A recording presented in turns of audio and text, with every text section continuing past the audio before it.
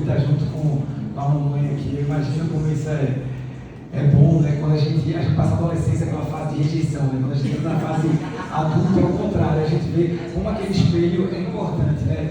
E eu imagino a senhora... Maria. Doutora Maria, a senhora deve ter muito orgulho da sua filha, viu? Porque eu imagino, porque eu a conheço profissionalmente e eu já tenho um respeito e admiração por ela há muito tempo. Eu a conheço há uns 10 anos e já admiro bastante. Branca já foi lá em Recife palestrar no nosso convite. Ela que é essa importante... olha aí, tá vendo? Tenho certeza que tem reciprocidade aí. Branca já foi lá em Recife algumas vezes também, dividir um pouquinho, compartilhar um pouquinho o conhecimento dela lá com a gente.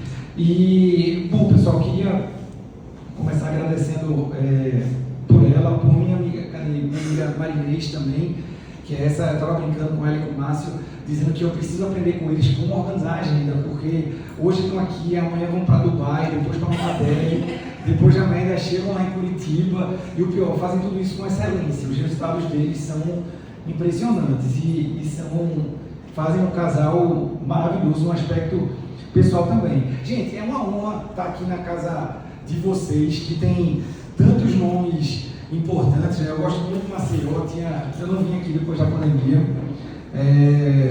Perdão, um abraço aí para o doutor Wagner Paz, obrigado por ele ter aberto a casa aqui para a gente bater esse papo.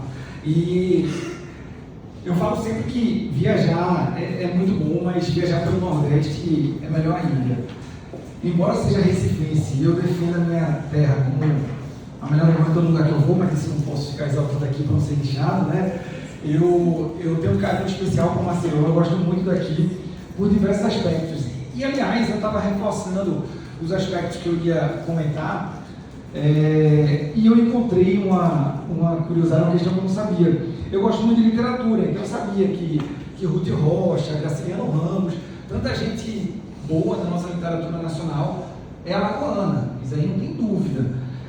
Mas eu não sabia que no direito a gente tinha também profissionais tão relevantes, não apenas hoje, mas desde sempre. Nós tivemos aí o Dr. Hermes Lima, que foi diplomata, foi jurista e foi presidente do STF, né?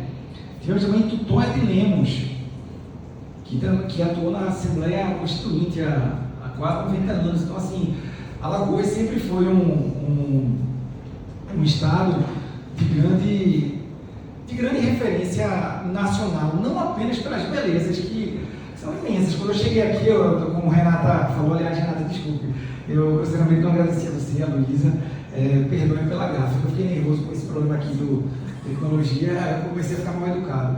A gente vindo aqui hoje pela orla, eu pensando, rapaz, eu sou muito sem juízo. Eu podia vir aqui tomar uma cerveja aqui na praia e o negócio estava ganho, estava valendo. Mas eu inventei de vir para cá bater esse papo, que também não é uma má ideia. Então, gente, muito obrigado pela oportunidade da gente estar aqui conversando um pouquinho com vocês sobre a inovação no direito. Bom, pessoal, seguinte, eu trabalho com propriedade intelectual antes de entrar na faculdade de Direito, porque eu tenho duas paixões na vida, tecnologia e arte. Eu sempre gostei muito de cultura e de tecnologia, sempre fui aquele menino nerd que, enfim, ficava em casa jogando videogame e tal, nunca aprendi a jogar bola direito. Como eu sou canhoto, eu tinha a vantagem de jogar nos times quando precisava de alguém na esquerda, mas eu sempre era aquele último a ser selecionado, então eu terminava ficando muito nos videogames. E quando eu descobri que existia uma área chamada propriedade intelectual, que envolvia essas duas matérias, eu fiquei apaixonado por esse troço e decidi me envolver nela. E aí entrei na faculdade de Direito por causa disso. E ao longo dos estudos eu conheci um tema há alguns anos chamado startup. Startup que até outro dia estava um negócio meio longe da gente, mas aí está acontecendo nos laboratórios das universidades, está acontecendo no exterior, não, isso é coisa dessas big techs, etc e tal. Cada dia eu fui ficando mais plausível, cada dia eu fui ficando mais presente e eu fui ficando mais empolgado com o tema.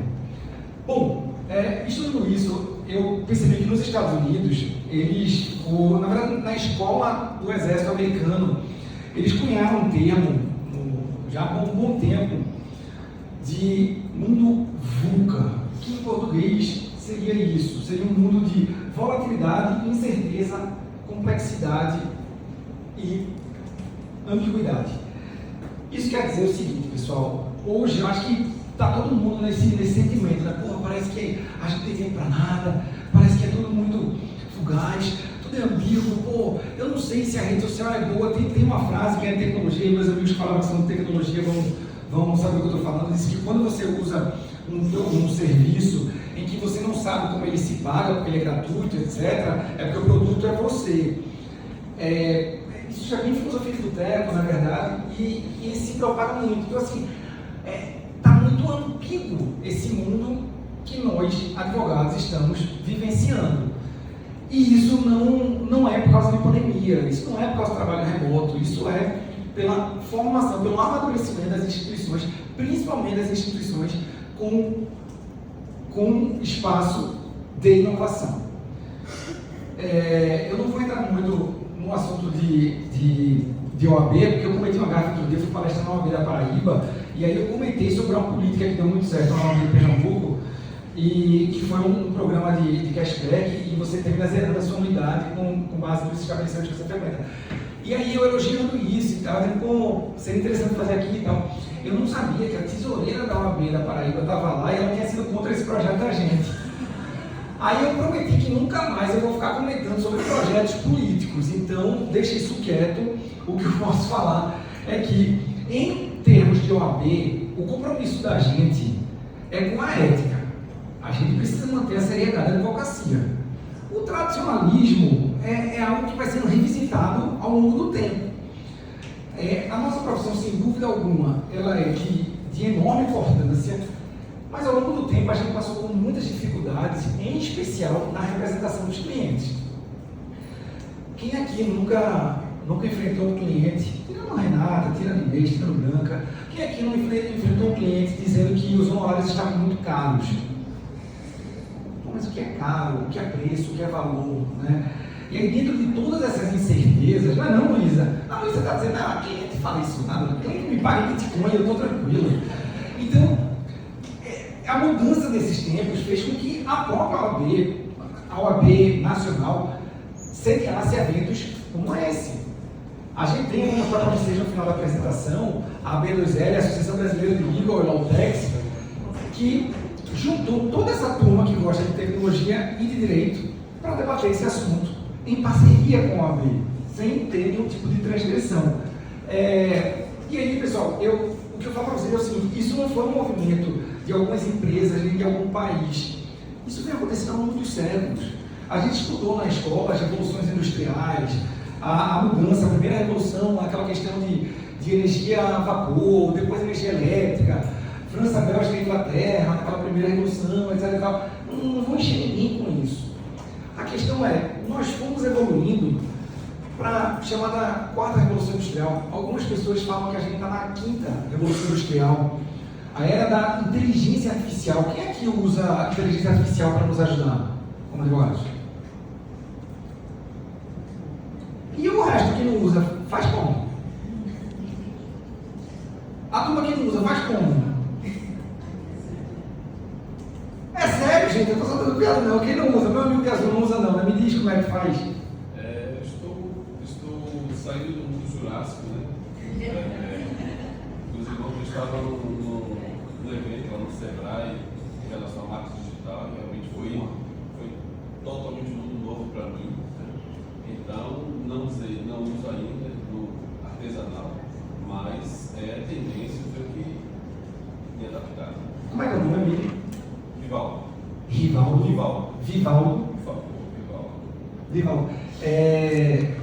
Obrigado pela tua transparência, pelo teu depoimento, Vivaldo. Mas eu não te chamaria de jurássico. Eu só diria que está passando uma oportunidade e é importante você, de fato, pegar essa oportunidade. Veja, lá atrás diziam que a barreira era financeira, e de fato era. Quando eu me formei, para a gente montar um escritório, no mínimo você tem que alugar uma sala, computador, impressora, etc. e tal, Veja, hoje em dia, todo canto tem coworking. Todo canto tem internet grátis para alguém usar. Impressão, ninguém usa mais isso. Então, as coisas já ficaram mais baratas. Tem um livro de um cara chamado Chris Anderson, ele tem 2 livros, tem um que ele tem vários livros. Um deles é o Cauda Longa. Esse livro é fenomenal para nós advogados que não compreendemos esse fenômeno da escala de produtos de nicho. O outro é Free, o futuro dos preços. E esse futuro dos preços fala sobre o desafio que a gente enfrenta na advocacia, que é o seguinte: se tem uma proposta da minha amiga Inês, da minha amiga Luísa, da minha amiga Renata, da minha amiga Branca, eu não vou conseguir competir em aspectos intelectuais, porque elas são muito melhores do que eu. Em aspecto de preço também, lascou, porque se eu cobrar mais barato para pegar o cliente, para ganhar o cliente, qual vai ser o problema? Eu vou estar entrando numa maré de concorrência. Aí o que acontece? Minha amiga Renata, que já tem uma clientela muito solidificada, ela pode dizer: não, eu quero esse cliente, eu vou atender esse cliente a custo zero. Ela pode fazer isso, ela tem estrutura para isso. Luísa tem estrutura para isso. Mas se nosso meio começar a fazer isso, a gente vai se canibalizar. O preço zero da consultoria jurídica, ele não vai chegar nunca. Por isso que a inteligência artificial é tão importante para nos ajudar com tarefas repetitivas. Tá? Então, a gente ruma para uma vivência digital. E essa vivência digital, ela não vem apenas com o Bard, com o ChatGPT, com o Midjourney, com essas possibilidades de inteligência artificial. Ela vem com um novo modelo de mundo. Obrigado, Bruno. Ela vem com um novo modelo de mundo. Por exemplo, eu trago aqui os NFTs, os Non-Fungible Tokens. Como metade aqui do pessoal é mais afeito à tecnologia, metade não é, vou explicar um pouquinho. Isso daqui é o seguinte: imagine um contrato, só que eu não preciso ficar redigindo um contrato. Tipo um termo de adesão, mas vários, milhões. O que acontece? No digital eu não tenho muita limitação. Na verdade, eu tenho uma biblioteca, eu tenho uma certa limitação. Mas no meu pendrive, cara, cada vez mais o pendrive vai tendo mais memória, ou na nuvem, etc e tal. Então, no online eu não tenho essa limitação. Os NFTs, eles criam uma nova realidade para a gente que a advocacia não está preparada ainda para lidar. Só que eu não sei até quando eu posso dizer que ainda não está preparada, porque eu tenho a impressão que meu amigo Márcio já está advogando com esse tipo de demanda. Possivelmente, Luísa também, Renata, não sei quem está já nesse mercado. Mas é um mercado que já está bastante sólido. Isso daqui, gente, essa figurinha para ilustrar isso, só para chamar a atenção, é a figurinha do Bored Ape. Isso aí, dizem que Neymar comprou isso por 3 ou 6 milhões de dólares, etc e tal. Aí eu pergunto para vocês, o que foi que Neymar comprou aqui, gente? Vejam, esqueçam o debate, porque Neymar não comprou, mas ele ganhou, mas independente disso, ele ter comprado ou não ter comprado, porque 6 milhões para Neymar não é nada, é tipo 6 milhões para Renata. Mas assim, 6 milhões para mim é bastante dinheiro. Eu nem sei como é que a gente conta isso, mas me diga uma coisa, como é que isso aqui é de Neymar? Me ajudem? Alguém sabe? Esse troço tá aqui. Se alguém tirar foto disso aqui, eu botei no meu slide, então eu tenho também. Gente, vejam o nível de sofisticação da propriedade intelectual que a gente chegou. O exemplar de Neymar é só de Neymar. Não disse nem o seu, não, o meu é esse. Está aqui em Creative Commons, eu posso pegar no Google, em qualquer canto, licença aberta, não tem problema. Mas, e qual a diferença do seu para o Neymar? Aquele Neymar é o de Neymar, né? Como assim, Tiago? Exato, não tem diferença. Estética, não tem. E aí, o desafio, gente, é o seguinte: é a gente compreender a diferenciação, que é o monte da propriedade intelectual. Qual é a função social da propriedade intelectual? É ajudar usuários a identificarem, a distribuírem produtos e serviços de outros semelhantes. Como é que eu falo em diferenciação se os produtos são, em tese, iguais? Isso aqui é um exemplo da Gucci. Vocês viram esse caso, gente? Esse caso não, essas apresentações aqui da Gucci. Pessoal, para quem não viu, isso aqui é o seguinte: lá no metaverso, a Gucci, várias empresas têm seus espaços. E aí, a Gucci, ela vende esses acessórios. Aí você diz, deve ser tipo aquele joguinho lá que eu pago 10 centavos e tal, e aí eu tenho... Não. A bolsinha está custando $2.000, o bonezinho $500. Mas como assim, Tiziana, a bolsinha pois é, está custando o preço de Gucci. Mesma coisa de Neymar. Qual o problema disso? Vocês vão entender com a analogia de agora. O que vocês acham dessas flores aí, dessas tulipas, dessas lindas tulipas? Parecem bonitas, né? Mas, assim como o ser humano, me parece que as flores perecem. As flores um dia elas murcham e acabam.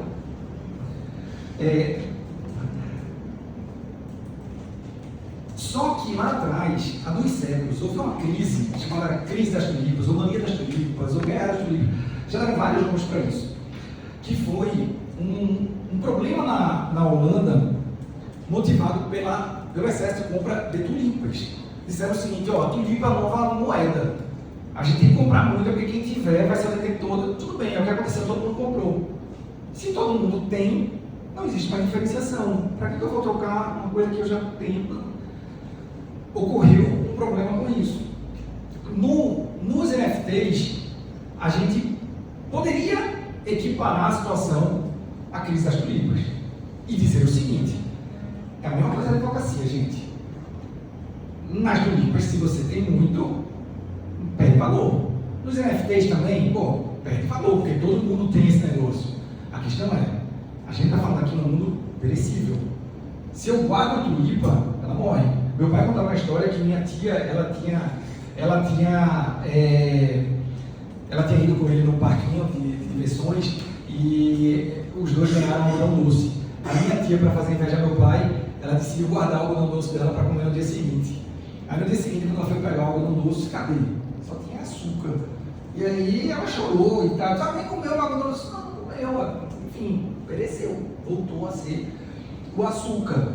Então, dentro dessa nova lógica do digital, dessas possibilidades quase que ilimitadas, algumas pessoas conseguiram criar itens que ajudam na nossa advocacia, independente do segmento. Isso eu posso provar para vocês.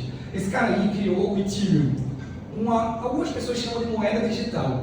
Eu prefiro chamar de uma blockchain que você pode colocar smart contracts, ou moedas, ou registros, ou...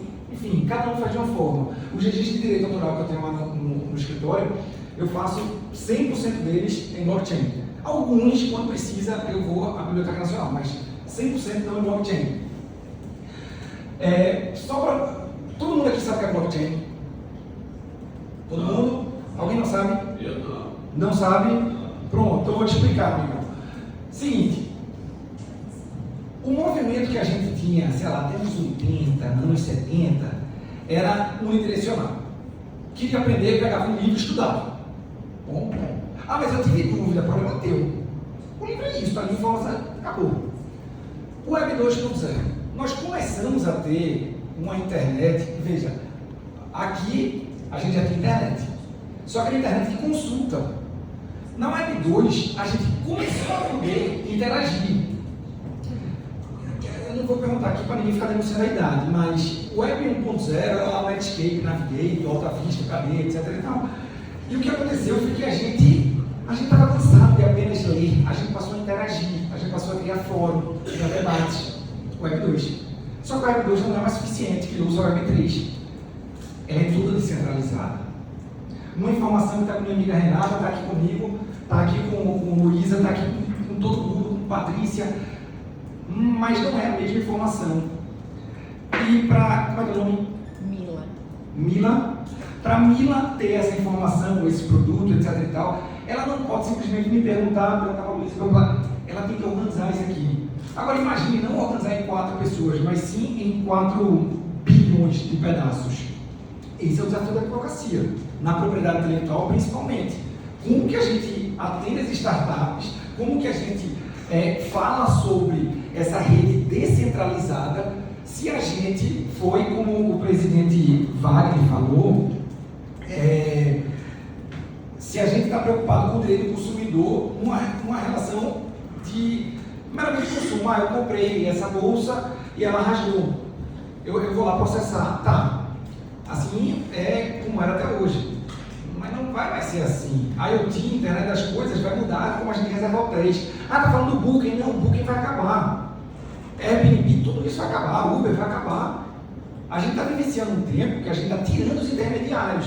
Então, se nós, na advocacia, continuarmos achando que nós somos intermediários da defesa dos direitos, a gente está frito. Ou a gente é o que o Latim sempre disse, advogar, estar ao lado. Se a gente não estiver ao lado do cliente de fato, já era. Porque a função da advocacia como broker, como intermediário, acabou, morreu boi, não existe mais. Por causa disso aqui, o blockchain trilemma, que algumas pessoas chamam, e que justifica toda essa cadeia descentralizada, é a reunião de 3 aspectos. Escalabilidade, como eu falei, não são mais 4 pessoas, são 4 milhões, bilhões, trilhões. Descentralização não está mais só comigo, está com o Márcio, está com Renata.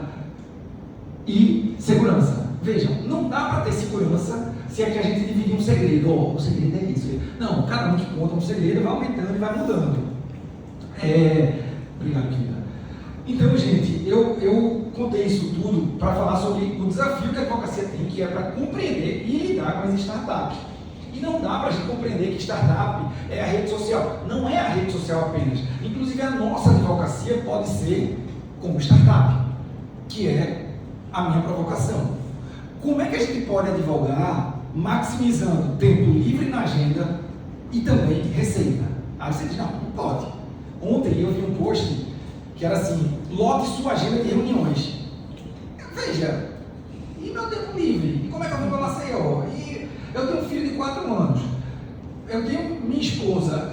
Como é que eu vou ficar com minha esposa, com meu filho, se eu não tenho mais tempo livre? Se eu compreender as coisas como startup, eu advogar como startup, com certeza eu terei. A gente precisa digitalizar alguns produtos. Aquilo que eu fiz com o e-book foi para me passar meia hora aqui falando para vocês sobre siglas de e-book. Ao invés de passar essa apresentação inteira, desculpe, siglas de startup, a apresentação inteira falando sobre siglas, eu preferi trazer um e-book. Esse é pequenininho, tem lá 15 siglas importantes sobre startup. CRM, SEO, LTV, etc e tal. Startup nada mais é do que um negócio que ele nasce para ser escalável. Aí você diz, não, mas a advocacia não permite isso, porque a advocacia diz que a gente não pode mercantilizar. Veja, eu não estou falando para você mercantilizar o seu serviço fim. Mas será que não tem alguma coisa que a gente possa fazer? Minha amiga Renata é referência em propriedade intelectual no país já há algum tempo. Mas se Renata está tendo dificuldade, por exemplo, não sei se é o caso, eu duvido que seja. O cliente de Renata já é um cliente mais consciente do problema. Mas minha amiga Renata poderia ter o problema que a gente tem aqui, lá em Pernambuco a gente tem, eu acredito que a Alagoas seja diferente, que é do conhecimento da matéria, Renata. Então, às vezes o cliente não sabe se ele precisa patentear, se você vai fazer um DI, você vai registrar uma marca, não é, Branca? Eu não sei se vocês aqui têm esse desafio, mas lá em Pernambuco a gente tem bastante. Então, se eu posso criar um e-book, ou um vídeo, ou um curso, ou uma série, ou umas postagens no Instagram, uma coisa gratuita, eu vou ganhar tempo. Eu estou advogando como startup. Eu estou encontrando escala porque no tempo que eu estou aqui com vocês, tem um negócio lá online acontecendo. E qual é o custo para mim? Zero. Notem que eu não estou falando a gente ficar apostando que eu estou na praia tomando água de coco com os pés cruzados. Isso me parece também dar engajamento. Comigo não, porque meu pé é feio pra caramba, eu tenho uma engravada. Então assim, não ia dar engajamento nenhum.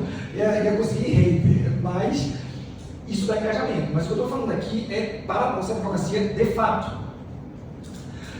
Isso daqui, pessoal, não vou detalhar muito, tá? Já que o objetivo desse dia é discutir propriedade intelectual e contratos efetivamente. Então eu não vou entrar muito aqui na startup, mas eu só queria mostrar para vocês o conceito que é o seguinte. Isso aqui é a curva de adoção de novas tecnologias. Gente, todo mundo aqui tem um primo, uma tia, uma irmã que chegou com um aplicativo, que sempre chega com um aplicativo, tu já viu esse aplicativo aqui é arretado, ele compara preço de Uber, 99, etc e tal, não sei o quê. Todo mundo tem alguém na família que faz isso, não é? A parada é a seguinte, esse cara, se ele sabe isso muito antes de todo mundo, uma vez que o aplicativo ainda é ruim e tal, o negócio esse cara está muito aqui inicial. Esse cara não consegue validar o modelo de negócio da empresa. Quem valida, e aí eu não vou entrar em cada etapa, quem quiser depois, eu vou deixar nos contatos, eu dou a prestação, tudo, para a gente conversar sobre o assunto, são as outras pessoas, são os pragmáticos, os conservadores. Gente, sabe aquela tia que hoje fica mandando só aquela mensagem, bom dia com alegria, hoje amanheceu, é dia, sei lá, do lobo-guará pintado, e sabe o que isso quer dizer? E tal. Pronto, sabe essa tia? No dia que a tua tia estiver usando aquela tecnologia, significa que o troço superou o abismo. O abismo é onde morrem as startups. Isso serve para a nossa advocacia também. O meu amigo que está dizendo que vai adotar agora a inteligência artificial, ele está pulando o abismo. Porque se ele não adotar, e aí com todo respeito a quem discordar da gente, é uma opinião minha, não sabe da qual tia permite ou nada, vai cair ali, no abismo. Porque veja, a própria precificação, a própria busca pelo serviço, ela vai ser muito diferente. O advogado que usa o ChatGPT, que usa o Bard, usa as ferramentas de inteligência artificial, ele tem uma melhoria na sua prestação de serviços absurda. Então, assim como a startup, a gente precisa superar esse abismo e validar o nosso modelo de negócio condizente com essa nova era. Eu vou dar um exemplo aqui muito rápido, o tempo está estourado aí já. Essas 4 startups, eu acredito que todos vocês conheçam. Tem uma aqui que vocês não conhecem. Conhecem todas? Sim. Não conhece só música, né? Estranho. Era aqui no Nordeste. Pois Tem é. uma base muito forte. E se eu disser para vocês que essa startup, que ninguém conhece, que é o Sua Música, é uma empresa que foi comprada por alguns investidores de Tel Aviv, Israel, em Campina Grande, lá na Paraíba, lá no nosso escritório, graças a Deus, né? Afinal de contas, a gente tem que comprar um leite do pequeno, né, Márcio? E eles hoje são a maior plataforma de música popular do Norte e Nordeste do Brasil. Mas assim, quando eu falo maior, é que a gente pode somar a audiência de Deezer, Spotify e Apple Music. A gente soma a audiência deles, sua música é maior. Por quê? Porque eles inventaram o direito autoral. Sabe quem é um dos sócios? Ex-Danema. No meu tempo, há 16 anos nós fomos da Danema, ele foi mais inteligente que eu, que fiquei advogando, ele não fez negócio, entendeu? E aí, ele hoje, por sinal, está lá em Israel. E bom, teve um que ficou esse dia, né? Mas bom, qual é a diferença de sua música? E aí, sem fazer propaganda, falando de qualquer uma delas. Estou falando sobre sua música especificamente, mas pode ser qualquer uma delas. Sua música, ele começou a lidar com o direito autoral de outra forma. Ao invés de o artista ficar cobrando o direito autoral por meio do ECAD, onde é exibida a música, ele fez o seguinte: sua música chamou para a mesa o ECAD e o artista. Aí disse: olha, eu posso ajudar a divulgar a sua música e ECAD, eu vou te pagar os direitos autorais de exibição. Minhas regras são essas. E aí começaram, e hoje estão lá em São Paulo, lá no Itaim, uma empresa bem razoável, já vale mais de $500 milhão. E tem um fator diferencial do valor. É o último slide. Tem um fator diferencial do valor. Porque Vamos começar a cobrar música, ele vem do site, né? Ele tem uma base muito forte na música, porque é a música tocada no Nordeste. Isso. Né? E a outra sacada deles também é de fazer uma remuneração de royalties de forma justa para quem compõe, para quem canta e para quem está ali, né? Em toda a cozinha relacionada à música. Eu não vou ficar falando muito o que você está falando, porque eu concordo 100% contigo. Mas como eu tenho interesse na causa, eu não vou ficar publicizando tanto. Eu não é nem para ter falado que... Mas eu concordo totalmente contigo. O negócio deles foi olhar para o direito autoral como outras lentes, tá? E aí, gente, para a gente encerrar, eu escolhi meu tempo. Isso daqui é o seguinte: esse gráfico aqui, esse é o penúltimo slide, tá? Os dois são gráficos, é bem rápido. Isso daqui é o seguinte: tá ruim para ver, mas quem quiser me empresta que eu envio os slides com todo o prazer do mundo.